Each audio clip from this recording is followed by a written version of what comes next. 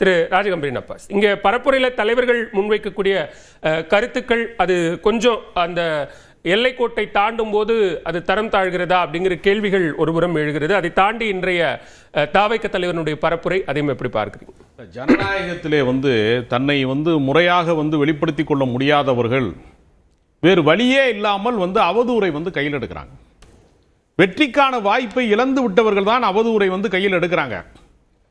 திமுக நலத்திட்டங்களின் வழியாக நாங்கள் இதையெல்லாம் செஞ்சிருக்கோம், அதனால எங்களுக்கு ஓட்டு போடுங்க, நான் மகளிர் உரிமை தொகை கொடுத்திருக்கோம், நான் முதல்வன் திட்டத்தை நிறைவேற்றிருக்கோம், காலை உணவு திட்டத்தை நிறைவேற்றிருக்கோம், புதுமை பெண் திட்டத்தை நிறைவேற்றிருக்கோம், லேப்டாப் கொடுத்திருக்கோம், ஒரு ஓய்வூதிய திட்டத்தை நாங்கள் அறிமுகப்படுத்தியிருக்கோம் என்று சாதனைகளை பட்டியல் போட்டு நாங்கள் இதை விட கூடுதல் சாதனையை செய்ய போறோம், நாங்க உங்களுக்கு என்னென்ன செய்யணுமோ அதெல்லாம் நாங்க செய்வோங்கிறத அவர்கள் நலத்திட்டங்களின் வழியாக தேர்தலை சந்திக்கிறாங்க. பாஜக என்டிஏ கூட்டணி நான் மதுரையில் எய்ம்ஸ் கட்டி முடிச்சு கொடுத்துட்டேன், மெட்ரோவுக்கு எல்லாமே முடிச்சு கொடுத்துட்டேன், நான் வெள்ள பேரிடருக்கு நிவாரணம்லாம் கொடுத்துட்டேன், நாங்கள் செய்யாததே இல்லை, நீட்டு விளக்க நாங்கள் பெற்றுக் கொடுத்துட்டோம், தமிழ்நாட்டினுடைய உரிமைகள் எல்லாவற்றையும் நாங்கள் மீட்டு கொடுத்துட்டோம் சொல்ல முடியுமா அவங்களால? எதையுமே சொல்ல முடியல. அதனால அவங்க என்ன செய்யறாங்கன்னா, இப்ப நீ யோசிச்சு பாருங்க, விஜய் அரசியல்வாதியாவே இன்னும் மாறல, இன்னும் சினிமா ஷூட்டிங்ல வில்லனை பார்த்து ஹீரோ பஞ்சு டைலாக் பேசுறத அவர் ஆளுகிற அரசாங்கத்தை பார்த்து பேசிட்டு இருக்கிறார். எது கேட்டாலும் திமுக எதிர்க்கட்சி அதைத்தானே செய்யும், எதிர்க்கட்சி அதைத்தானே செய்யும். ஒரு எதிர்க்கட்சியாக நிற்கிறவர் ஆளும் அரசை பார்த்து அப்படித்தானே பேசி செய்வாரு. அரசினுடைய திட்டங்களை அரசினுடைய தவறுகளை சுட்டிக்காட்டுவது என்பது வேறு. இவர் என்ன பேசிக்கிட்டு இருக்கிறாரு? சம்பந்தம் இல்லாம பேசிக்கிட்டு இருக்கிறார். தேர்தல் ஆணையம் இருக்கிறதுனால தான் நான் மீட்டிங் பேசிக்கிட்டு இருக்கேன். அப்ப திமுக ஆட்சி அதிகாரத்தில் இருந்த போது இந்த தேர்தல் அறிவிப்பு வருவதற்கு முன்பு அவர் நடத்திய மாநாடுகள்லாம் யாருடைய அனுமதியின் பேர்ல, எந்த அரசின் அனுமதியின் பேர்ல அது கிடைத்தது அவருக்கு? அவங்க தங்களுடைய தவறை சொல்றாரு. களத்துக்கு நான் வரேன், களத்துக்கு வர்றதுக்கே தடை இருக்கு, ஒருவேளை அரசின் கட்டுப்பாட்டில் இது இருந்திருந்தா இந்த நிகழ்ச்சியை நம்மளால நடத்தி இருக்க முடியாது அப்படின்னு சொல்றாரு. அது ஒரு எதிர்க்கட்சியாக அவர் ஆளும் அரசு மீது வைக்கக்கூடிய ஒரு குற்றச்சாட்டு. எடப்பாடி பழனிசாமி 190 தொகுதிக்கு மேல சுற்றுப்பயணம் போயிட்டு வந்துட்டாரு.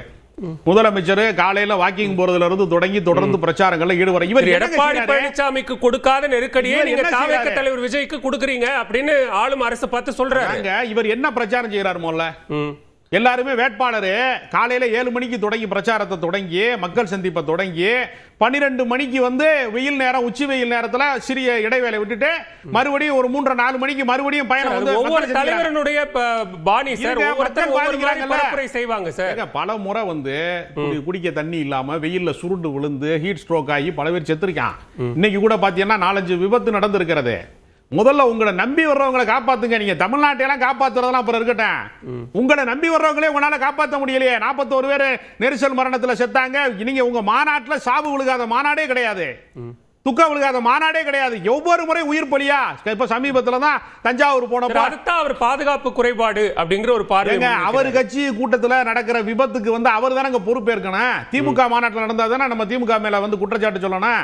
தாவேகா கூட்டத்தில் நடக்கக்கூடிய ஒழுங்கின்மைக்கு, அதுல இருக்கக்கூடிய ஒரு முறைகட்ட தனத்தை யாரு கண்டிக்கணும்? இல்ல, கரூர் விவகாரம் தொடங்கி ஜனநாயகன் விவகாரம், தன்னை சுற்றி இருக்கிறவர்களை விட்டு தேர்தலுக்கு 30 நாளைக்கு முன்னாடி நமக்கு எதிராக செயல்பட வச்சது அப்படின்னு இது எல்லாமே யாரு செய்யறாங்கன்னு உங்களுக்கு தெரியும்.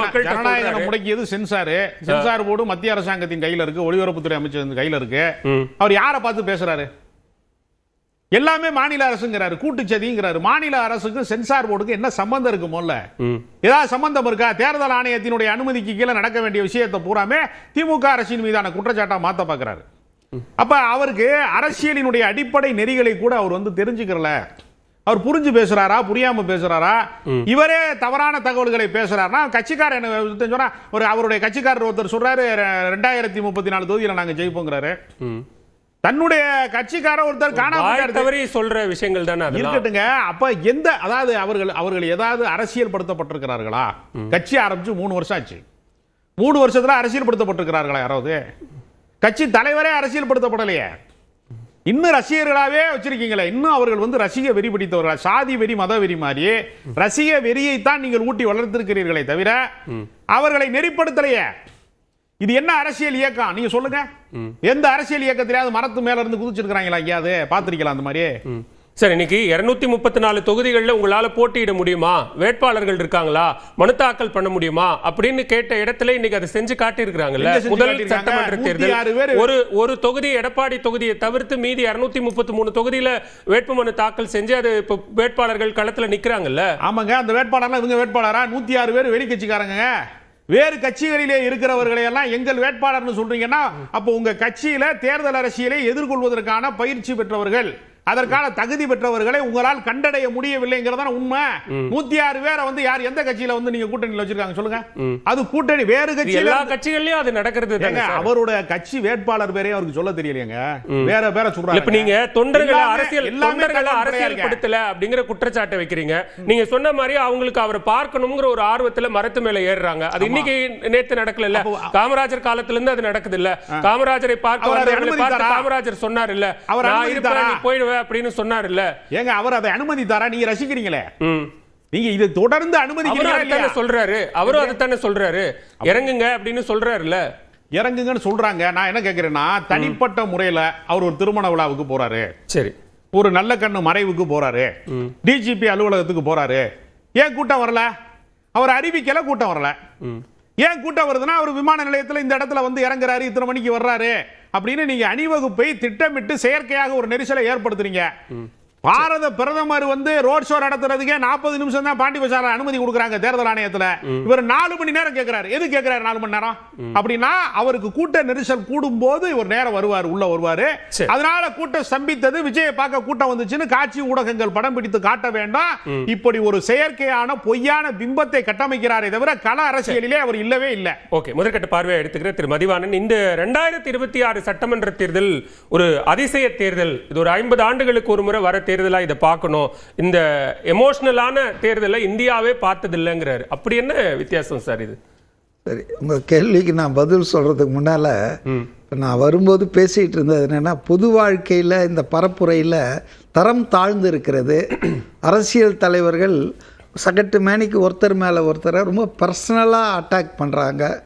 அது வந்து முதல்வரை பற்றி எடப்பாடி பேசுனதா இருக்கட்டும், எடப்பாடியை பற்றி உதயநிதி பேசுனதா இருக்கட்டும், பொதுவெளியில் அங்கிள் அப்படின்னு சொல்றாங்க. எதுவாக இருந்தாலும் அங்கிள்ன்றது ஒன்றும் அன்பார்லிமெண்ட்ரி வேர்டு கிடையாது. அங்கிள்ன்றது ஒன்றும் நேரு மாமான்னு தான் எல்லாரும் கொண்டாடினாங்க. உங்களுக்கு ஏன் அதை வந்து ஒரு அங்கிள்னு சொன்னது ஏன் தவறாக போச்சுன்னு எனக்கு தெரியல. Right, okay. அப்போ இது வந்து பொத்தாம் பொதுவாக யார் பேசினாலும் தப்புங்க, அவர் பேசினா தப்புனா யார் தொடங்குனது? காமராஜர் காலத்திலிருந்து இன்றைக்கு வந்து இந்த மாதிரி தலைவர்களை, எதிர்கட்சி தலைவர்களை நரகல் மொழியில் பேசுறது எழுதுறதுன்னு தொடங்குந்த திமுக கட்சிங்க.